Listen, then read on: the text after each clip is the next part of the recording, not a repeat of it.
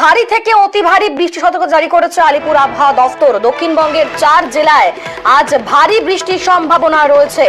দীর্ঘদিনের অপেক্ষা শেষ পর্যন্ত দক্ষিণবঙ্গে বৃষ্টির দেখা মিলেছে। তো এই বৃষ্টি কতদিন পর্যন্ত চলবে আর এই বৃষ্টির জন্য তাপমাত্রার হেরফের হবে কিনা এই বিষয়ে কি বলছে হাওয়া অফিস? দেখো, আগামী কয়েকদিন মৌসুমী বায়ু সক্রিয় রয়েছে। এই দক্ষিণ পশ্চিম মৌসুমী বায়ু দক্ষিণবঙ্গে এলেও তা সক্রিয় ছিল না, তার ফলে বৃষ্টির অভাব ছিল। আর এবার মৌসুমী বায়ু সক্রিয়, আগামী 4-5 দিন বৃষ্টি চলবে দক্ষিণবঙ্গে এবং উত্তরবঙ্গে। উত্তরবঙ্গে ভারী থেকে অতি ভারী বৃষ্টি, আর দক্ষিণবঙ্গে বিক্ষিপ্তভাবে ভারী বৃষ্টি। বাকি জেলাতেও বজ্রবিদ্যুৎ সহ হালকা থেকে মাঝারি বৃষ্টি, দফায় দফায় বৃষ্টি হবে, এরকমই আলিপুর আবহাওয়া দপ্তর জানিয়েছে। তবে আজ যে দক্ষিণবঙ্গের 4 জেলায় ভারী বৃষ্টির সম্ভাবনা রয়েছে, পূর্ব পশ্চিম বর্ধমান, বীরভূম, মুর্শিদাবাদ এই জেলাগুলি ছাড়াও কলকাতা সহ দক্ষিণবঙ্গের সব জেলাতেই আগামী 4-5 দিন বজ্রবিদ্যুৎ সহ হালকা থেকে মাঝারি বৃষ্টি, কোথাও কোথাও দমকা ঝোড়ো হাওয়া বইতে পারে।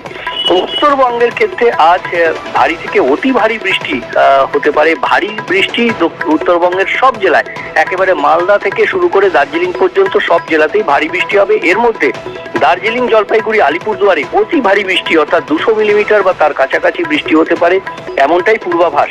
আগামী কয়েকদিন ভারী থেকে অতি ভারী বৃষ্টি চলবে উত্তরবঙ্গে এবং দক্ষিণবঙ্গে। আগামী 2 দিন বিরতির পর অর্থাৎ আগামী কাল এবং পরশু এই যে বিরতি, তাতেও বজ্রবিদ্যুৎ সহ বৃষ্টি চলবে, কিন্তু ভারী বৃষ্টি আবার বুধবার থেকে শনিবার পর্যন্ত ভারী বৃষ্টির সম্ভাবনা রয়েছে দক্ষিণবঙ্গের জেলাগুলিতে। অর্থাৎ আরো একটা স্পেলে ভারী বৃষ্টি হতে পারে দক্ষিণবঙ্গের জেলাগুলিতে। আগামী কয়েকদিন এই বৃষ্টি চলবে এমনটাই জানাচ্ছে, কারণ মৌসুমী বায়ু সক্রিয় এবং সেই কারণেই এই বৃষ্টি